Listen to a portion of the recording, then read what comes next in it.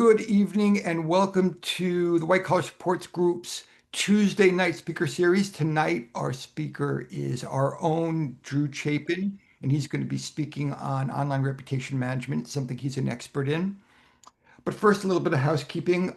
This event is sponsored by our White Collar Support Group.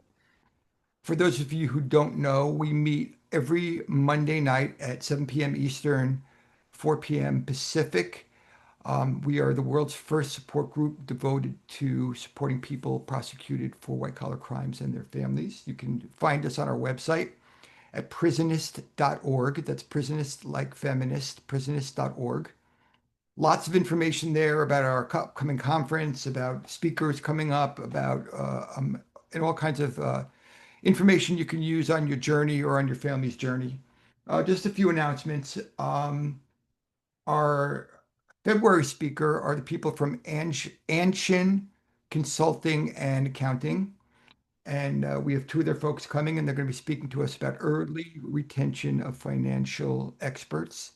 And that's been a recurring theme for us, getting experts in forensics in early on cases.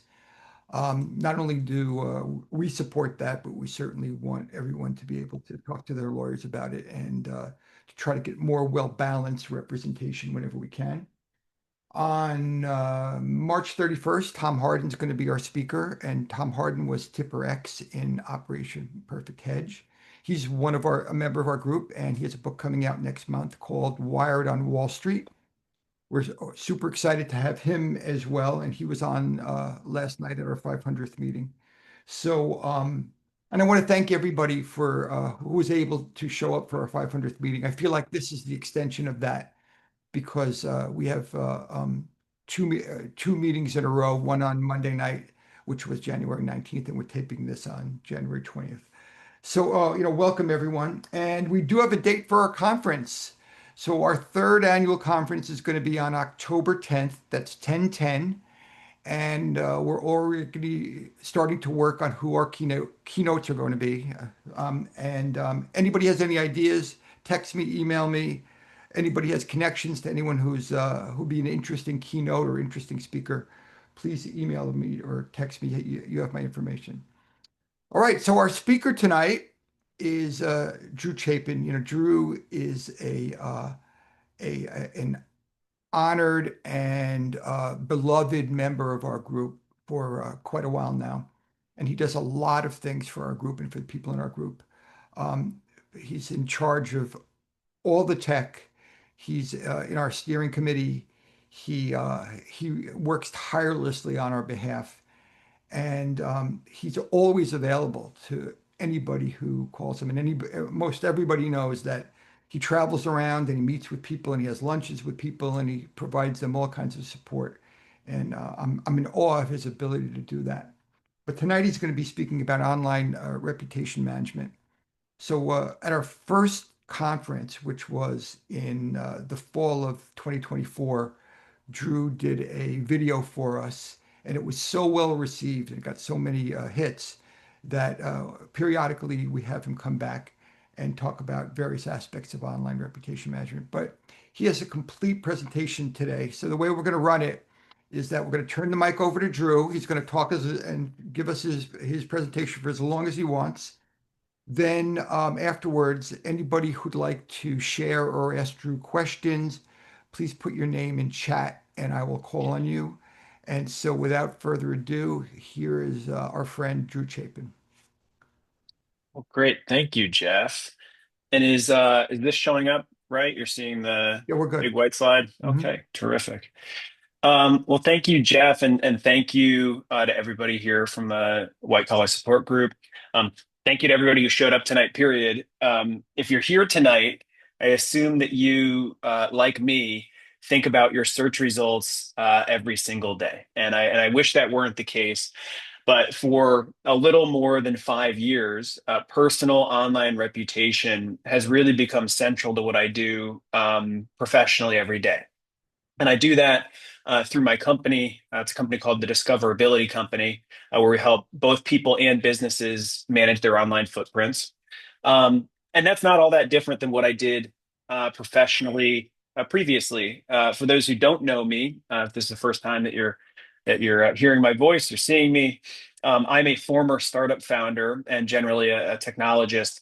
I spent my career working with mobile apps and e-commerce stores on how they show up online. And about 5 years ago, a bunch of poor choices in my professional life all culminated and came together to kick off a justice journey, a journey through our criminal justice system, which is how I became a member of the White Collar Support Group back in 2021. And I remember when my journey began, one of the first things I started really thinking about was what life was going to look like on the other side of my legal story, how I would get back to my career, how I'd earn a living.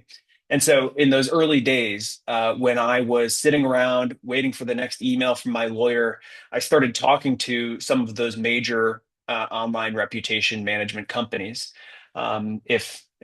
If you've been through this journey like I have, you know who they are. They show up in your inbox seemingly out of nowhere. And so I talked to them. I took two or three demos from those companies, heard what they were all about. And I quickly realized, wait a minute, I know how to do this. Personal online reputation is no different than what I had been doing my entire career. Just that instead of building up a new mobile app or an e-commerce store, it was individuals. So I took that on myself. What I did not really account for at the time is that the bad news would keep coming. As many of you know, those initial charges and that first wave of news are really just the beginning of what can be a multi-year series and waves of bad press. And the bad news is that Google loves all of it. And so when I added it up in my own story, um, at the end of my 13-month process, which went from arrest and a plea deal and sentencing, my search results were a complete disaster. Just the local news stories, almost 200 of them, major news publications like big nationals. I had social media posts like tweets, and I had six government press releases. Lucky me. And so it felt really just overwhelming.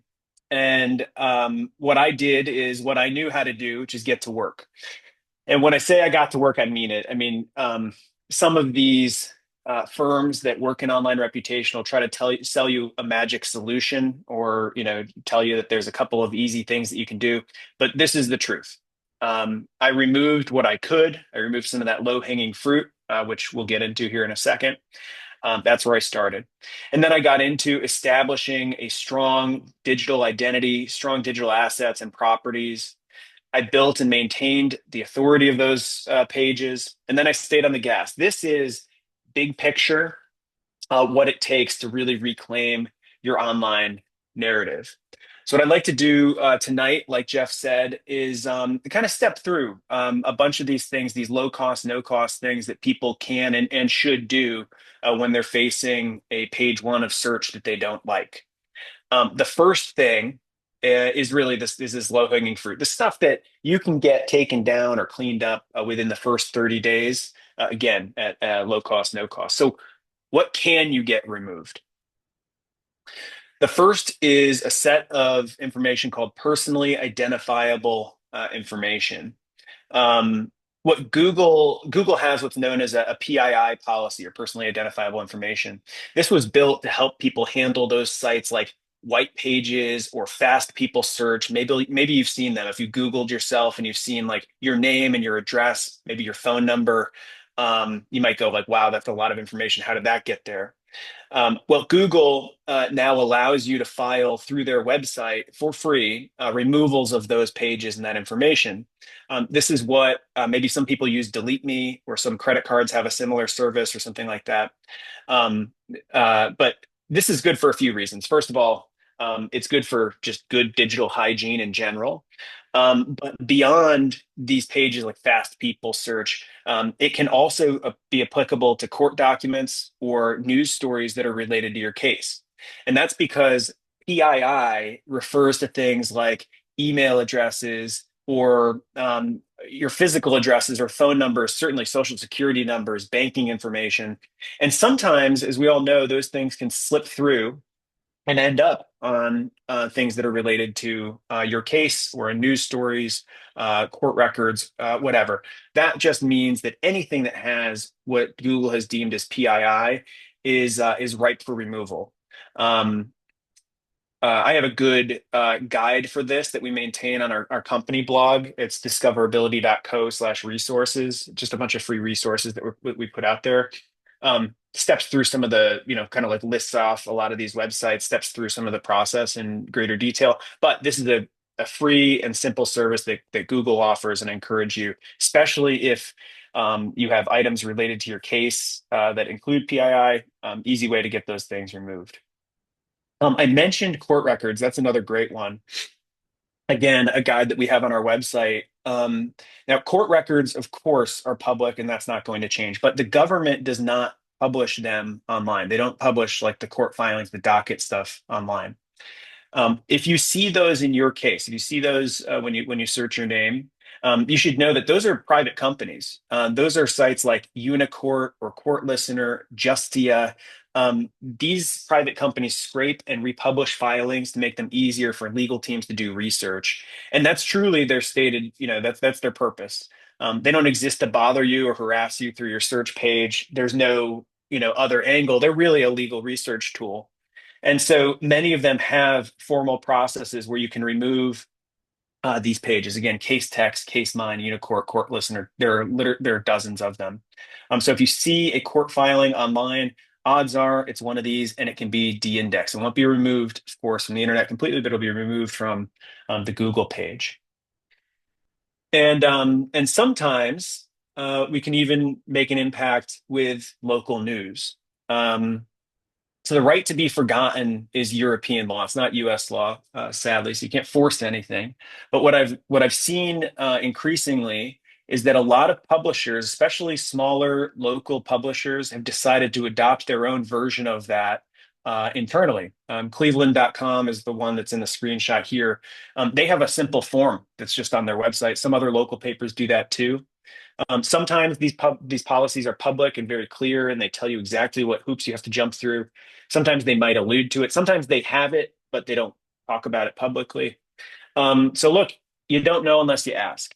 And what I tell people, especially if they're taking this on themselves, is it does not hurt to approach. It does not hurt to approach as long as you're polite and you're respectful.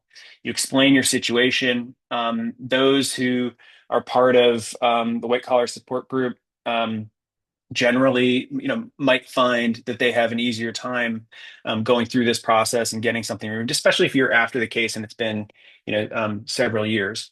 Your odds improve with these if there's outdated information or there's errors. If the article says you were charged with something that you were then not later convicted of, that's helpful. I'm not saying it always works, but I've seen it work plenty, and it's certainly worth taking a shot at. So that's the low hanging fruit. That's the removal stuff. But what I wanted to do for the next section of this is explain why search results are hard in the first place. In other words, like how does Google decide what to rank? And the reason this is important is because you need to know what you're up against. You need to know if you're going to go out there and establish a new online narrative and a new online identity, you need to know exactly how Google's deciding what goes one, what goes two, what goes three. So think of Google sort of like a librarian, or they're sitting there in a bookstore, and when somebody asks Google about you, Google goes and grabs the most official looking book on the shelf. That's really what they're doing. Um, there are all these key ranking factors that Google uses to identify what that book is. We're about to get into those. There are more than 200 of them.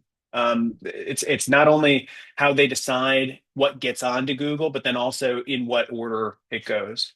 And off the top, I just want to say before we get into the key ranking factors, two things. One is that Google does not exist to ruin your life. They frankly don't care. They don't care about you. Um, Google and other major search results, search engines and AI platforms, they really base their results on trust and relevance and authority. None of this is about being vindictive. It is, at the end of the day, math and an algorithm. And while those .gov press releases that are so harmful and the news sites have an edge, you do have hope. Um, so they have the edge because they check a lot of Google's boxes. But there are some factors that actually work in your favor. So we'll get into what those factors are and how you can leverage those to make a difference. So the first key ranking factor that I want to unpack here is something called domain authority, kind of like a credit score for a website. Every website has a domain authority ranking or a trust score. The higher the score, the more Google trusts the content published by the site. That's why government press releases rank so well. They have that .gov at the end of their domain, and decades of quote unquote evidence that their information on their website is to be trusted. And I pulled a couple of other domain authority scores here. At the top, you can see like New York Times, like a 92 out of 100, a Yale.edu, much like a .gov, a .edu carries a lot of weight. And this is certainly one of the key ranking indicators. Another is something called a backlink. Now when a website links to another site, Google sees that as kind of an endorsement. More links from more trusted sites means that the target material must be pretty good.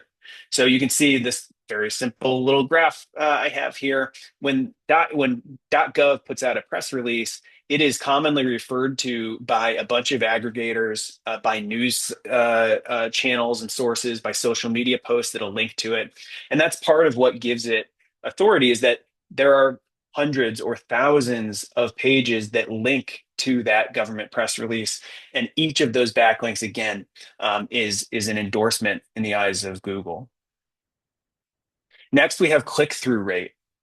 If people click a link, Google takes that as a good sign. Google is watching what people do after they search. So if everybody is clicking on the third result and skips the first two, eventually Google's going to say, hey, that third result must be pretty good and bump it up. And unfortunately, for those of us who have been through the system, bad news is inherently clickable. People are nosy. Like I said here on this slide, the CEO arrested title just tends to get more clicks than like John Smith marketing consultant. And so when it comes to click through rate, you're fighting human nature. We'll talk a little bit more about some practical things you can do in this, but this is certainly one of the things that keeps your bad news ranking near the top. The fourth major ranking indicator is engagement. Google is measuring whether the result actually satisfied the searcher. So if a user clicks onto a link, spends time on the page, that generally means Google goes, wow, okay, clicked on that news story and sat on it for 2 minutes. Seems like they read it. That's a good sign that they found what they're looking for. If somebody clicks on a page and then backs out, in a second or two, and then goes and clicks somewhere else, they go, wow, okay, that first page was not what they were looking for. Now, news stories are inherently built for engagement. The headlines, the subheads, the quotes, the drama, all that stuff is designed to keep you reading after you land on that page. So generally, especially with a negative news story, those engagement rates are very high, and that works against you as well. And there are many more. Like I said, there are 200 plus major ranking factors. Some that I pulled out here just as a quick selection. Relevance, does the content match what was searched? That's why, the government loves to put your full name in the press release in full detail right there so that they make sure that, you are the subject of the page. There are technical factors. There's content depth. So the longer and more substantive an article or a page is, the more credibility it has. There's content freshness and age. So the stuff that's more recent tends to be to rank higher. And there's something called EEAT, which is a content scoring system that Google has where they're really looking for domains and articles that underscore or highlight experience, expertise, authority, and trust. This is all, I mean, if you're hearing me say the same words over and over again, it really does all come down to authority and trust in Google trying to put something forward that checks all of those boxes. And so, spoiler alert, you are up against some major forces. When you're up against .gov press releases and news sites, you're up against pages on reputable domains, high authority scores, strong backlink profiles, and other ranking factors that work in their favor. I put together this quick um, chart to just give you an idea. So like a .gov might have a domain authority that's 97 out of 100. They might have hundreds of backlinks. They've got a lot of people clicking through to the page. There's people are spending a lot of time on the page. News stories similar, a little weaker of a backlink profile and domain authority profile, but this is what you're up against. And so we'll get to how you offer your counter narrative or how you assert yourself in this conversation. But I like kind of just spelling this out here on a chart to add some color.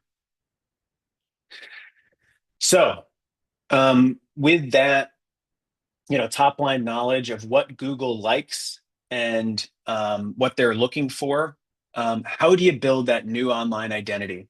And this is all stuff that folks, if you can log on to the Zoom, if you can do a word processor document, this is stuff that you can take on yourself and in 4 to 6 months have a new narrative about yourself online. And one thing I like to highlight just at the top of a conversation like this is that, look, page one is really what matters. There's, depending on who you trust for this number, 90% plus of search queries end on page one. They never go to page two. They certainly never go to page three. And so, look, page one contains 10 links. The job that we have is to build 10 links that rank, that matter, that have a ton of authority that Google likes. So that in mind, um, I like to give you some do's and don'ts and some practical steps here. Um, on the don'ts side, don't delete your social media accounts. When you start going through a justice journey, like many of us have been through, the instinct is to delete LinkedIn, delete your Facebook, get rid of all that stuff, clean it up. I always tell people update them and clean them up, but don't start over. It is always going to be easier to rank a LinkedIn profile that's 10 years old than it will be to rank one that you just opened this week. I always encourage people to remain objective, especially if you're doing the approach where you're going to reach out to local news stories and you're going to talk to them about potentially de-indexing or removing a news story on your behalf. Really try to keep your head on straight. Realize that a negative news story, while it might feel like a personal attack, it's mostly just people who are doing their job and they're reporting the news of the day. They're reporting on a press release that comes through. So do not take it personally. And also, don't try to rush through this process. I said 4 to 6 months. I've done a couple of things that can help speed those things up over the years, but there's nothing like time that will help with a online search repair. So don't rush through the authority building as we're talking about the stuff that we're going to build to give Google something new to chew on. There are no real shortcuts. It's about consistency. It's about jumping through all the hoops, checking all the boxes, dotting your I's, crossing your T's. And along similar lines, um, don't pay for guaranteed removal services. The sales pitch always sounds good, rarely legitimate. And most of them are just going to do the same thing that you can do yourself, or sometimes worse, they can deploy, black hat techniques that can really backfire badly. Um, your best approach here is to really displace the old stuff, bury it, take control of the narrative, not delete. And some of the do's, really important stuff. One is Google yourself. As unpleasant as it can be, you need to know what the playing field is like. You need to go into incognito mode or into private browser, search for yourself. I say the private browser thing because you don't want personalized search results. You want kind of a blank slate, as if you're a total stranger who's Googling you, and take inventory. Um, Really like mark down what's there, what's ranking based on the factors that we just discussed, all of the different authority signals and all that kind of thing. Ask yourself why. Look at a news story and say, okay, what is this page doing well that's causing it to stay up there? Is it time spent on page? Is it a word choice that they made? Is there something in the title that's especially relevant? And really try to be objective about what you're up against, so that you know what to give Google to replace it. Really important is setting an intention before you build anything. We're about to talk about profiles and pages and websites and things like that. Before you do any of that, decide what you want people to find. This is really personal branding. How do you want to position yourself? What's the narrative? Your content strategy starts with knowing the story you want to tell. And finally, like I said, trust that process. At the end of the day, these search algorithms are just math. Page one has 10 spots. We're just going to go and try to get as many of those spots as we can, and it's going to take a little bit of time.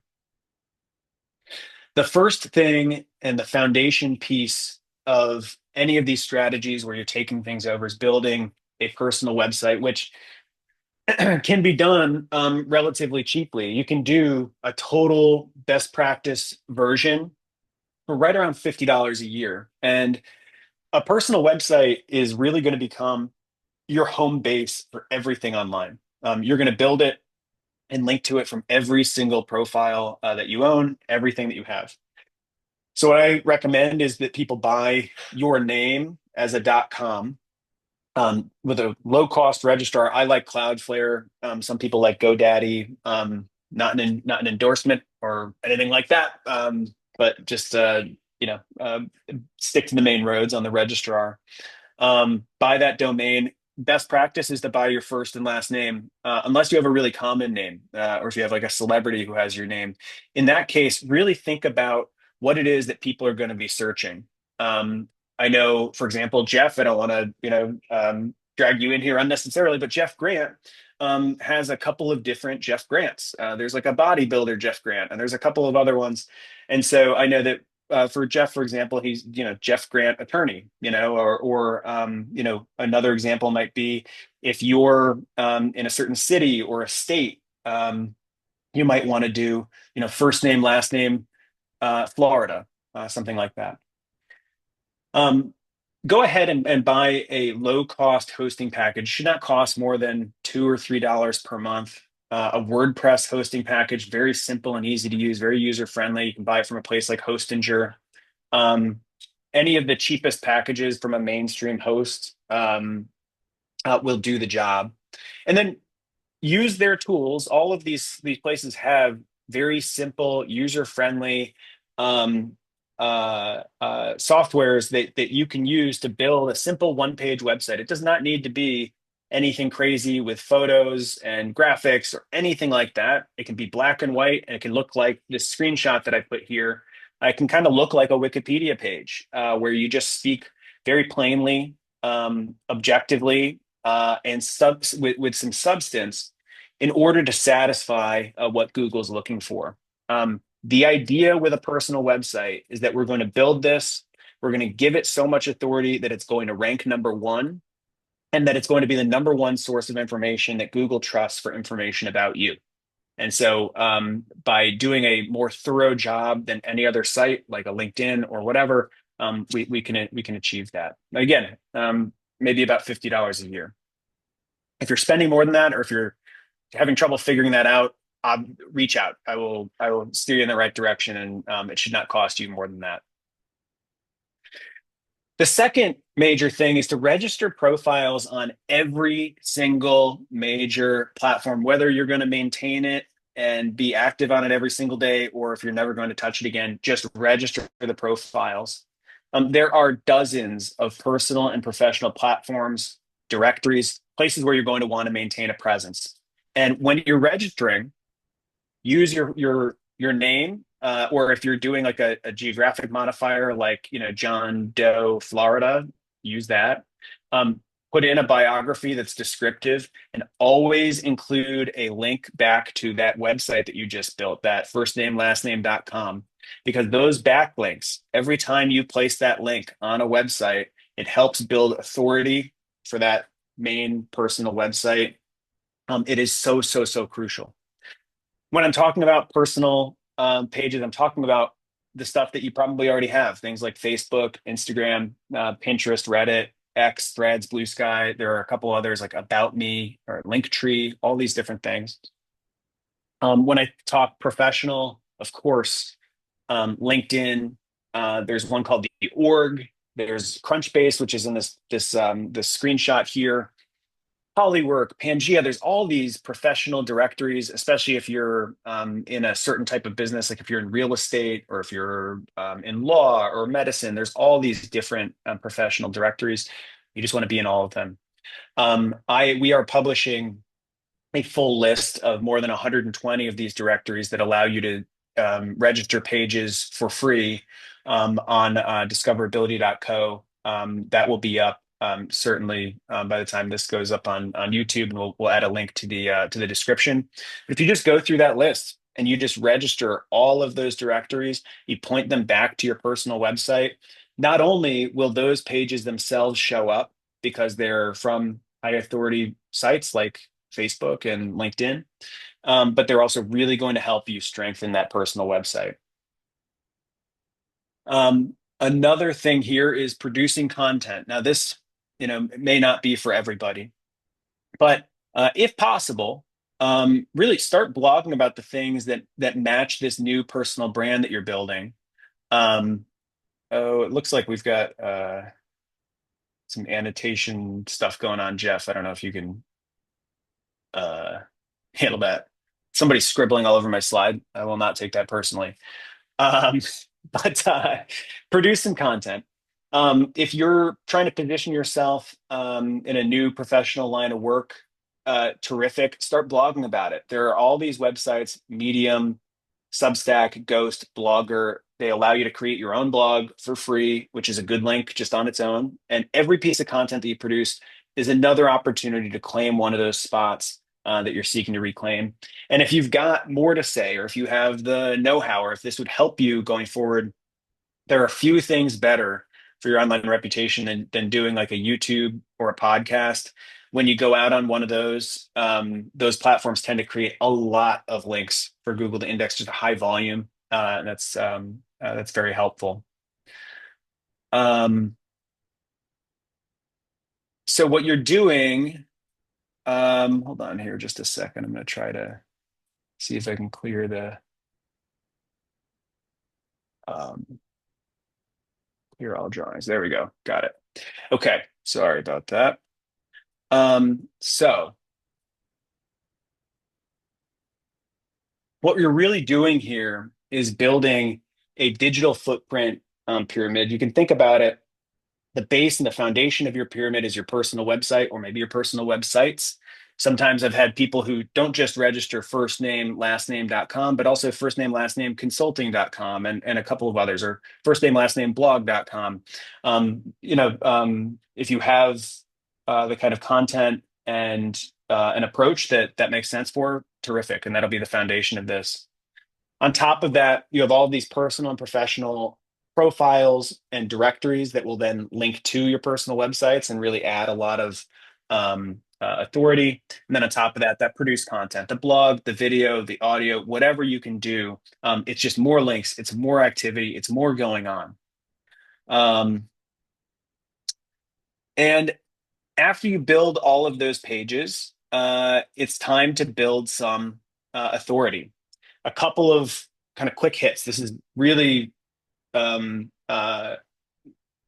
really, really, really important because you can build these pages, you can build these profiles, and then they might just sit and kind of hang out on page 3 or 4 unless you do these things. One is, like I've said, cross-link everything. Every profile should link to your website. Your website should also link back to those social profiles and publications on your personal website. Like on drewchapin.com, for example, I have a section that just links out to a bunch of social media platforms. And that's helpful because it shows Google that I'm saying, yeah, those are legitimate and those are real. Creating a web of connections between all of these properties, really important because Google follows those links. Keep it as fresh as you can. When you get a new job or you have something to talk about it and make sure that it's everywhere. Update your little bio, your biography on these sites, even if they're dormant, because maintaining it really helps. And build backlinks if you can. If you have the opportunity to do guest posts on blogs or contribute or participate in podcasts, anywhere that you can go and get a link pointing back to your website that's on brand for you and that makes sense, take advantage of that, do that. And finally, what I tell people, um, maybe one of the most important things you can do to drive and signal authority, and it's a small thing that doesn't take a lot, is when you go to check your Facebook or check your LinkedIn, don't go to facebook.com, don't go to linkedin.com, don't go to the website. Instead, Google your name, LinkedIn, and then click through yourself because every single search is an opportunity to drive a signal that those are the pages Google should be ranking. So instead of going to linkedin.com to log into your LinkedIn, Google your name, LinkedIn, click on it, and that gives Google just a sense of, hey, look, this is an important page. Somebody searched for it, somebody found it. Again, it's all about just driving authority. And a few other things quickly before we get to the Q&A, which I'm really excited to get to. I think this is going to be a fun one. Um, there's a lot of conversation about how people appear in AI tools, in artificial intelligence tools. Search equals AI, AI equals search. This is really two things. One, you may notice on Google, oftentimes that above the fold search result is no longer links, it's an AI summary. And so, in a very real way, search equals AI because some people may not realize that they're searching AI for an answer, but it's being fed to them right there at the top. And the other part of this is that there are a lot of people who are making a lot of money differentiating themselves as like AI discovery people, but I promise it's all the same stuff. Good SEO is good SEO, and it's also good AI, and good AI is also good SEO. The priorities slightly different, but everything that we talked about tonight, all of those ranking indicators that Google looks for, all of the backlinking, all of the signals of authority are authority both for search engines and for AI tools. And so if you're building a strong digital presence for Google, you're building it for ChatGPT and Perplexity and all the other ones. The game is the same. The tool's just a little different. And along similar lines, I just want to say there's no secret sauce. The online reputation firms that want 20 or $160,000, they're all doing this same stuff. They're all doing the same thing as each other. There's not a whole lot that's proprietary. And some of them are worse. Some of them are using tactics that can get you penalized and actually make things worse. And so, like, the algorithm changes all the time. Everybody's always got a marketing spin. Things have things that they like to say are secret sauce, or they have an edge. Everything that I've described tonight is fundamental, solid, kind of stuff that stands the test of time, even though the algorithm's always being updated and changed. All that's just to say there's no magic, there's no shortcut, there's just the work. Um, so remove what you can, build those strong assets, create content, stay consistent, give it time. You can do this. And if you need help, I'm here to help. I'm here to help tonight. I'm here to help, like Jeff said, really anytime. I will, of course, put my email in the chat and everything. On our website, discoverability.co, if you scroll down to the bottom, there's a button, resources. We have free guides, direct links, everything that I talked about today, except for that list of profiles. I will have that up this week. But everything's out there, and I'm truly happy to help. So um, that's my presentation for tonight, and I'd love to open it up. Drew, thank you so much. Incredible, of course. Um, if you'd like to ask Drew a question, please put your name in chat and I will call on you. We have a bunch already and I'll try to keep up with them. Let's first go to Alan and then Monica. Hey, Drew, everyone. Excellent presentation. Thank you very much. Really helpful. And I know everyone's story is different, but about the same in certain folks. Disheartening to Okay, so as I said, I know everyone's results are different, but what realistic results can we expect, can I expect specifically? Like what realistic time frame? Like 4 to 6 or 6 to 8 or anything? I'm having a little bit of a hard time hearing you, but I think what the question is, what's a reasonable expectation? Is that about right? Correct. Yeah, I think it is perfectly reasonable that if you do the things that we talked about, then in 4 to 6 months, you can really expect to have pushed off all of the local news or the major news stories, and own. I think it's reasonable to set the expectation own 9 of the 10 spots. The one that is difficult and something that I work on every day, and that's no exaggeration, is the .gov press release. It really seems like this is a consistent thing. Some of the reputation management firms will tell you that that they have a high degree of success with it. As far as I can tell, it's no different than everything else that I've seen, which is really that it's like a 50-50 proposition, excuse me, of whether it goes off page one or not. But it is reasonable that if you follow best practices, you do the work, that you can own 9 out of the 10 spots, and maybe even get that .gov down below the fold, in spot like 8, 9, 10, after 4 to 6 months. That's a reasonable expectation. Thank you, Alan. I just have one more. Brett? In concert with ORM, would you suggest buying the hosting package and building online presence beforehand? I couldn't really hear the Sorry, I changed my camera because I guess the microphone is not as good as my old camera. Sorry, but in concert with ORM, would we also be building our online profile in a positive fashion?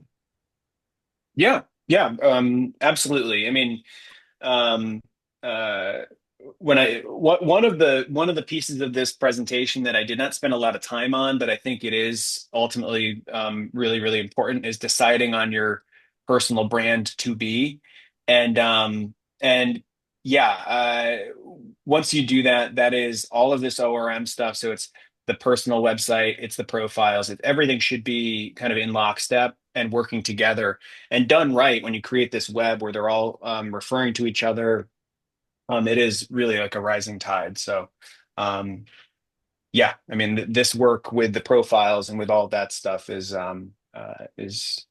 good. Alan, we all done? All right, good. Thank you so much. Next is Monica and then Naya. Hi.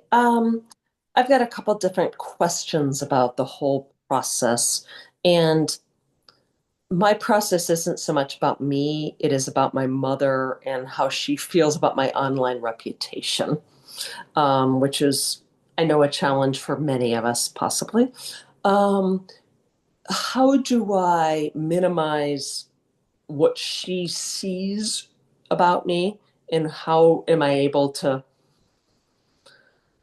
change that for her and her friends?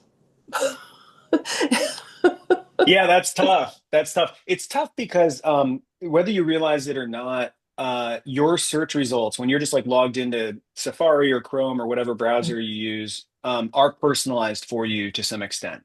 And so Google knows who you are, and it knows what you're interested in. It knows what you've clicked on previously. And so for your mother, for example, I imagine she's read everything out there about you. And sadly, Google has taken that as an indication, not only of authority of those pages in general, but that's what your mom's looking for, right? So they took that positive signal, and so they're just going to keep on. It's algorithmic. They're just going to keep on feeding the same kind of stuff to her. It's a difficult hill to climb. We see that sometimes with people who get into online reputation management, buy the services, and go, "Hey, wait a minute, my page doesn't look any different," and I have to say, "Okay, watch this." fresh browser, incognito mode, private browser where there's no history. Okay. Here's what it looks like to the normal person, and then here's what it looks like to you. It looks like that to you because you've been spending a lot of time poking around those links. Long way of saying, just just do the work, and it'll approve for everybody. There's unfortunately no way to sort of isolate your mom and her friends. I know. And the other thing is the suppression of things, and we can talk about that offline, obviously. Yeah, every situation's a little Is different, and every page is a little different. But yeah, if people have specific, Monica, for you or for anybody here, if people have specific concerns about news articles or whatever, I'm always happy to do pass through and see what it looks like.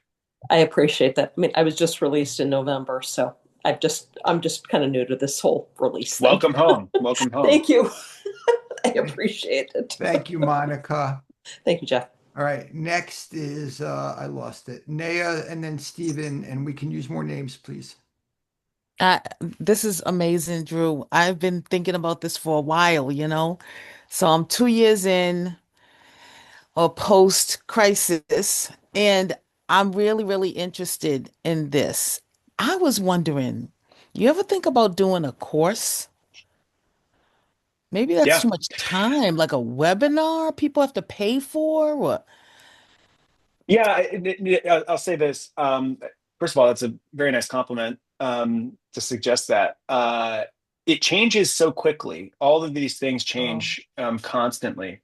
And so there have been a couple of times where I've thought about that or tried doing that and just said, you know what, by the time it's published, it's already outdated and we're changing things, we're doing things differently. So that's that's Okay. what's that's what's kept me from it. But that's why like a presentation like tonight we really talk about fundamentals, and these are things that are true no matter what. These things were true in 2005 and 2015 and now, and so and they'll continue to be until they're not. But yeah, that's the main holdup on doing a course.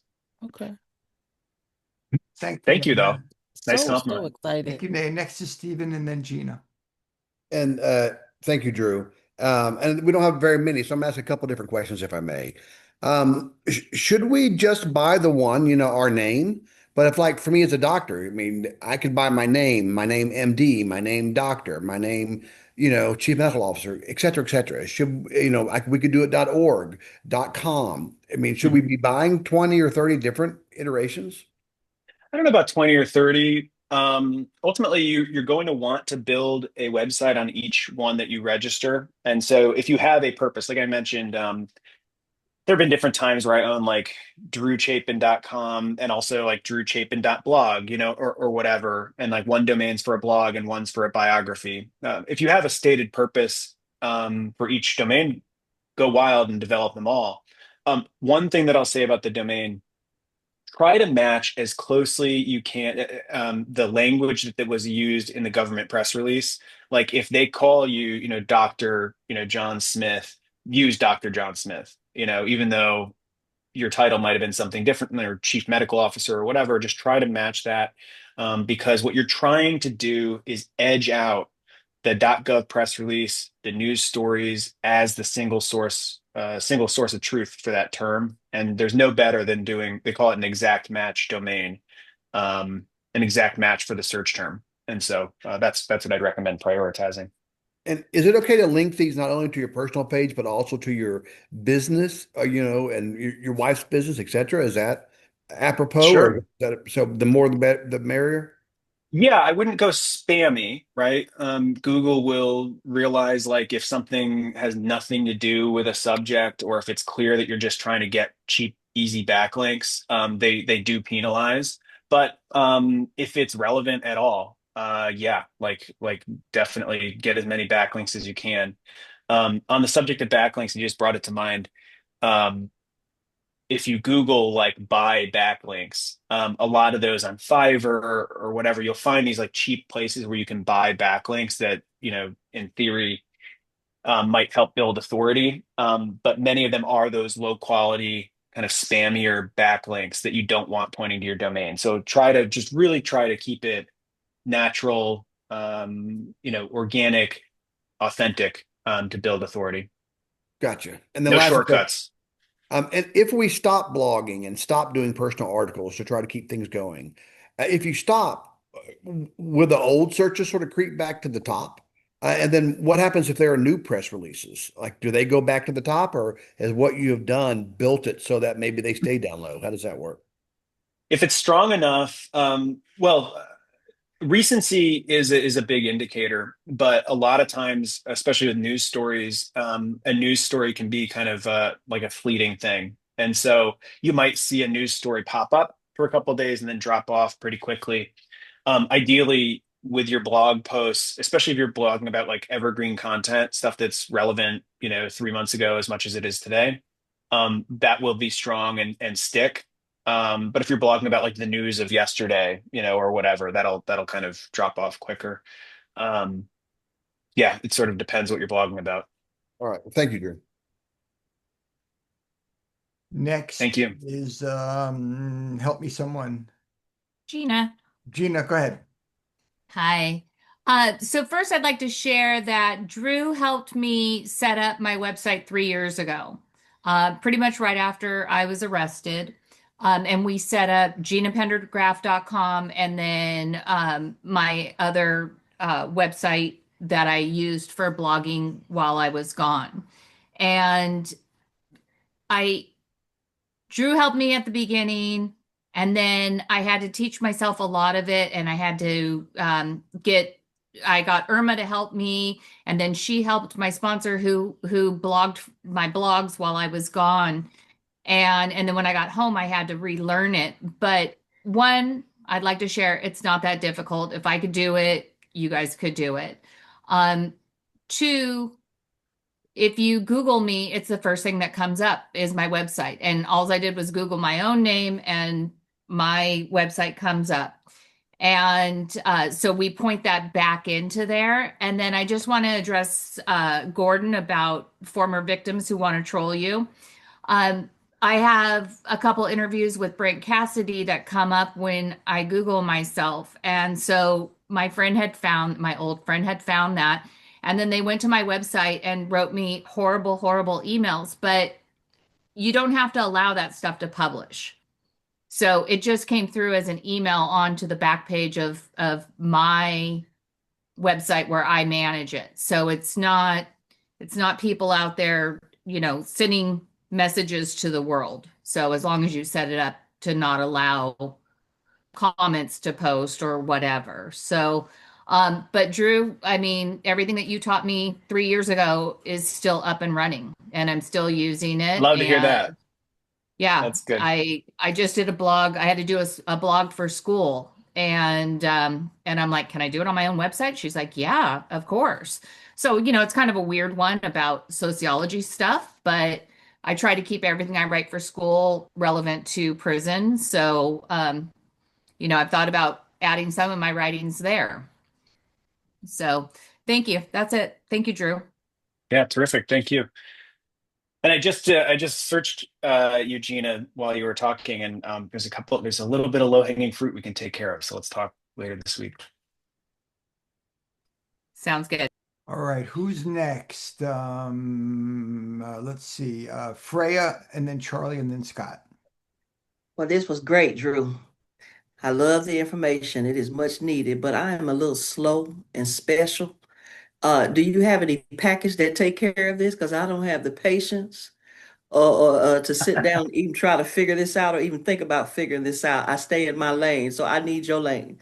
Do you have any packages that does? Yeah. Maybe, I I appreciate that, Freya. Thank you. Yeah, I do. I didn't really want to, turn this into a big like infomercial or anything like that, but there's well, sell information me, about that. baby, sell me. I just Yeah, want to. we'll talk. But if you go to Okay. discoverability.co Okay. and you click on personal at the top, you can even start the process yourself. You can start the checkout flow in there and stuff right. I bet I right there. don't. I bet I'm gonna You'll call see it. you. No, Okay, you we're or you gonna can work. call me. Yeah, You can call because me either way. I was just trying to figure it out if you had something like that because I don't know We do. exactly what I need. And So and coupon code WCSG gets you the best price that we've got and will ever have. So Okay, well, that works for me. we'll Okay. talk. Yeah. Next is Charlie, then Scott, then Elizabeth. All right, thanks, Jeff. Full disclosure, I have used Drew's professional services, so I speak with a little bit of taint. That said, I have comment question, two of them. Number an observation. One, Drew, is it fair to say that this is not an organic process? This is an intentional process. You just can't do one and then let sit back. You have to constantly massage and nurture. It's an intentional undertaking. Yes. Yeah, that's fair. Yeah. Okay. Um, Common questions. I have noticed of late, and I've shared this with you, that I am getting less unsolicited emails about how to clear my name, but they're getting more specific, saying, here's a site that appears I can get rid of it. In the old days, it says we can just clear your reputation. So I'm wondering if that is a test of whether my work to date is being successful, because instead of just finding out I was a bad guy, they are actually identifying specific sites. And the second one is this, and then I'll shut up. I've noticed that as good information moves its way up the ladder, even information that I didn't create, a lot of it contains or is based upon a change in circumstances so that they note the bad facts in that good post. And I get frustrated by it. Former felon reinstated to the bar doesn't start off with "I love you." It starts off with the bad news. And that is the most frustrating component of what I believe to be the process, is that people like to, link themselves first to what's bad, get your attention, and then say, oh, but by the way, he's okay now. So I'm just kind of curious if you have any comments or observations on that. Yeah, that second piece first. Um, this is a strategy and an intentional strategy on the part of these websites that put this stuff together, whether it's a news publication or otherwise, because of those key ranking factors that we were talking about. Importantly, engagement. They want people. It's clickbait, like it's the kind of spicy headline or the thing that grabs your attention, not only earns the click, but then keeps people on the page. And that's it's kind of a really big picture sort of commentary on society, I think. But that's why they do it, is that they're trying to drive that engagement metric. And the first part, you mentioned how people seem to be reaching out to you and trying to offer guaranteed removals and things like that. Ironically, that is a sign that your SEO is working, because they're able to find you and they think that you're a big enough deal that you're someone who's going to be a good customer for them. It's partially that, and it's also partially just AI has made this research and discovery of you easier. So if I wanted to, I don't do this. I don't do any outbound on this. But if I wanted to, I could crawl the justice.gov press release file every single day and look for potential clients. I could look at local news outlets. I could do that stuff, and I could send them an email that says, "Hey, I saw you on KQED or whatever. I can help you with that." I don't do that. A lot of people do.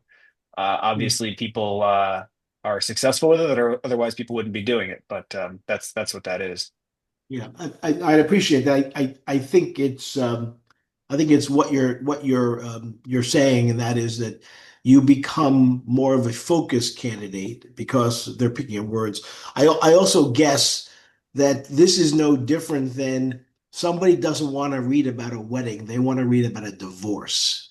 And Sure. that's the old, human nature. So we'll talk about the divorce. And, I know they were married, but let's talk about the divorce. So I get it. I wish there was a magic way to filter this. And of course, we haven't talked about AI. I am using AI in my profession, and it is cool and unreliable at the same time, but it's slick.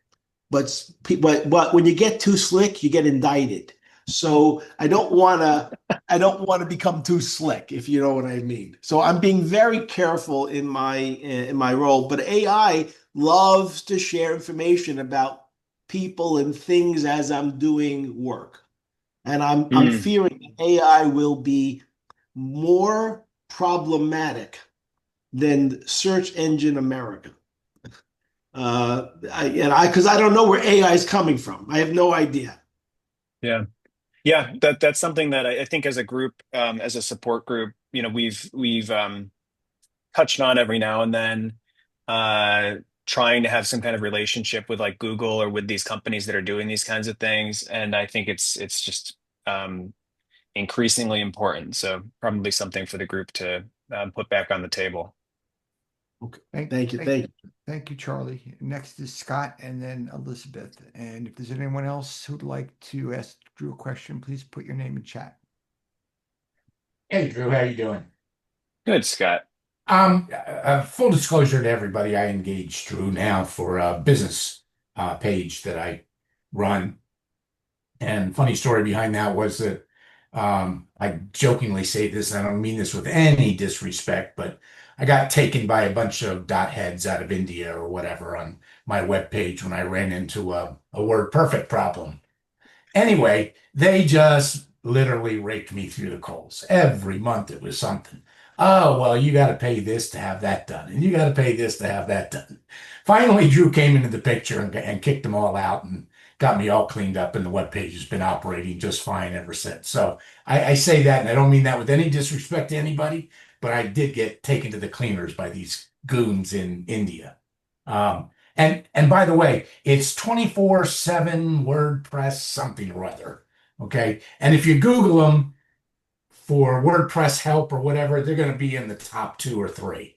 They pay for that sponsorship. And I, like a dumbass, paid good money for it. Anyway, long and short. So I've listened to all of this, Drew. I got the gist. So really the gist is for those of us who don't want to be seen anymore, okay? And we don't want our name to be, registering on page one. We're supposed to now tell the world everything about us and show up everywhere. Did I get that quite right? Well, if you don't give Google something to chew on, they'll dig. And most people in our situation don't really want Google to be digging. And so it does not need to be substantive, but yeah, the recommendation is to give Google something to feel like they're, Okay. satiated and they've got the information that they need. Yeah. And I can appreciate that for many of us on this group. In my case, I appear in the SEC.gov shit, and the way they run that database is such that you could be 20 years in their history of their database, and just because they update the last month's worth of listings, everybody for 20, 30 years shows up. So there's just absolutely nothing you can do to move yourself off of page one. Um, Yeah. There are some of those things are definitely going on, which by the way, is an abusive SEO tactic that if a company did it, they would be penalized by Google. But when it comes from a .gov, they get to do it for anyway, whatever job reason. well done, Drew. I feel so much safer. I hated waking up in the morning and finding out what else had gone wrong that I'm, I'm day. I'm happy to help, Scott. All right. Thank you. Thank you, Scott. Elizabeth, you're next. You're on mute.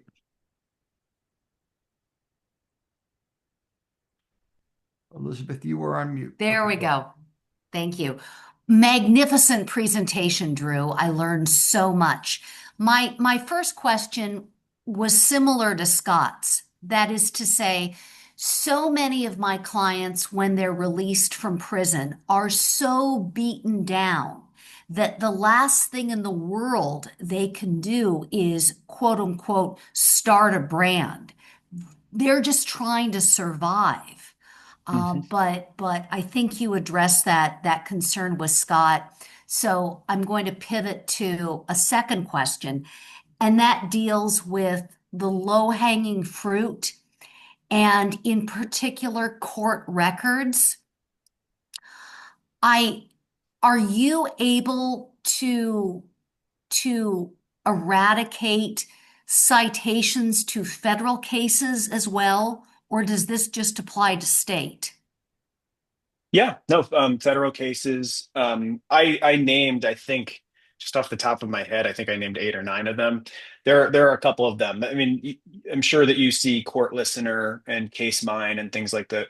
Those are just aggregators that scrape Pacer and publish them. And yeah, I mean, state, federal, they're all kind of the same category. And um, most of them have very simple like takedown forms just in their, in their contact pages and things like that, that people just don't know about it. I mean, they just kind of say, "Oh yeah, our court records are public," and they don't realize that these are not your actual government court records. I mean, they are, but that's not the government putting that front and center. It's a private company that Okay. doesn't really care about your personal search results, so they'd happily take it down. I thought there might be some special restrictions on federal references, so thank you. No. Anybody else have a question for Drew? One real quick one. Drew, there's a company, actually, I paid the company for just recently, Cloaked, where they go in and you list your phone number, maybe an address, maybe an email, and they start going through all of the public databases and stripping you out. Then they go back 2 months later and strip you out again. I just wondered whether you'd ever had any real. I mean, they come back to me and tell me you've been removed from 730 sites. Okay. Yeah. Or in my wife's case, who isn't public, doesn't show up anywhere, doesn't have a web page, 1,398 listings. Now, that could be anything from real estate listings to whatever, but have you ever heard of them? Do you have any experience with them? Yeah, these that Cloaked is one, Delete Me is another. They're dealing in. There was a slide on personally identifiable information. That is your name, address, phone number. They're going through like voter registration and property records, and they're going through all that and kind of aggregating it. And they're data brokers. These companies, that publish that information. Cloaked and Delete Me basically do the work for you. But if you searched your own name and the phone number or searched for all these websites that they remove from, you can actually do it yourself. It's a free process that you can do through Google. I think for everybody else's But sake, I think I spent well, and you can list a couple different people on your subscription. I want to say about $120 for the year is what I paid. Okay, for the yeah, certs. So, yeah. and they come back And and they kind of cleanse you every month, or so they say. Now, I will tell you, my text messages are now limited to the Republican Party text messages, to which I say stop. I must type the word stop 10 times a day. yeah. But that's all I get. Yeah, but that's where a lot of these the data, the texting and the spam calls and all that they pull from these data brokers, and those services help remove you from those databases. So they're effective. They're not going to break the bank. So if you want somebody else to handle it, hiring someone else to handle it is perfectly fine. But it is a free thing that you can do for yourself just through Google's form. Certainly, if you see one that maybe they didn't get, or if you're or whatever. I mean, it's something that you can do with Google directly. Um, Thank you, Scott. Thank you, everybody. I just want to add something. Since I got back, I actually the moment I got back, I knew I had to reinvent myself online, and I started doing that. And I had no idea what I was doing. And I made the decision to just make my mistakes in public, and that would be fine. Just keep going. And there have been probably hundreds of iterations of what I've put up online. And it changes all the time. Actually, sometimes it changes daily. Um, and I'm at it enough to kind of note the trends. And then I talked to Drew about the trends. An example is a couple of months ago, I was posting on Medium a lot, and we were getting, and apparently Medium had high authority. and I was getting my Google alerts were spitting out a lot of stuff from Medium. Then that hasn't been true this month, and but I'm noting it. So today, when the Ellenberg case was decided by the Supreme Court, I put something on Medium right away, hoping that hoping that it would generate some action on Google or whatever. I We'll see. I mean, it's been probably been too soon, but I suspect that at least in my case, where I've had Medium up for over 10 years, um, that it's not that Google is not regarding it the same way that they were. Drew, any comments on that? Ebbs and flows. Every couple of months, Google does an update, and it's incredible. I mean, like I'm part of a community of people who work in SEO, and we all kind of like trade secrets and things like that. Every 6 months, there's a hot new platform. You need to publish everything on Reddit. Okay, Reddit's dead. Oh, you need to publish everything on Medium. Oh, Medium's dead. It ebbs and flows. Sites go away and come back. It's just part of the ongoing, game of working with Google. So, I mean, that's because of that experience. I mean, that's why when I talk about things like establish a personal website and be everywhere, that's why, because you never know where the wind is going to kind of shift and how that'll change. So, these are good fundamental tips. Thank you, Drew Chapin, for an incredible evening, a great presentation. The Q&A was fantastic, as we suspected it would be. Thank you, everybody, for participating. And again, in our 500th anniversary meeting we had last night, and for the continuation of that tonight. If you want to reach out to Drew, you can find him at discoverability.co, and his email is drew@discoverability.co. Or you all know how to reach him. Any rate, thank you, everybody. Blessings to everyone. Thank you so much for being here, and we'll see you next time. Thank you, everybody. Bye, everybody.